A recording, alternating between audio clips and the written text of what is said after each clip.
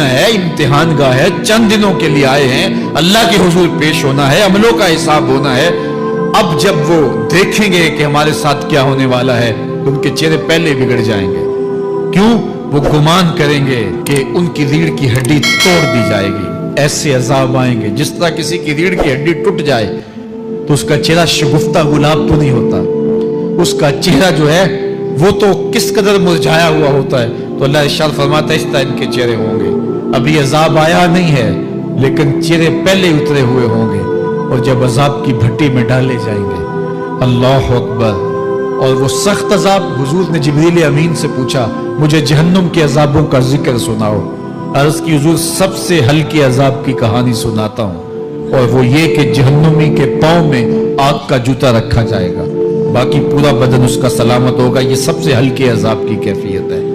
अब पांव में आग का जूता होगा, हिद्दत, गर्मी, शिद्दत इतनी होगी कि दिमाग पिघल के नाक और कानों के रास्ते से बाहर आ जाएगा।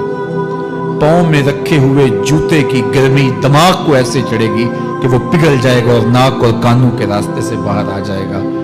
तो अल्लाह के अजाब के खौफ से चेहरे बिगड़ जाएंगे, हालत सलामत नहीं रहेगी। ये बात ज़हन में रखें कि अल्लाह जिसको जहन्नुम में डालेगा उसको इस सूरत में नहीं डालेगा, ये मुहम्मदी सूरत है।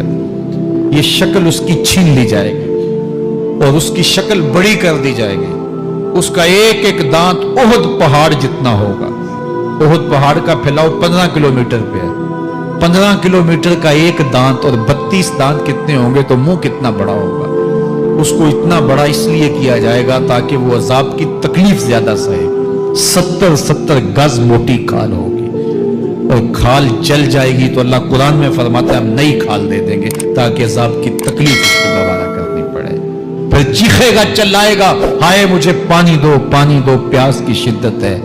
70 साल तक तो उसकी कोई आवाज ही नहीं सुनेगा। 70 साल के बाद दारोगा जहन्नम चीख कर कहेगा क्या मांगता है? वो बोलेगा मुझे पानी चाहिए। कहा जाएगा तो बेबी मिलता है पानी।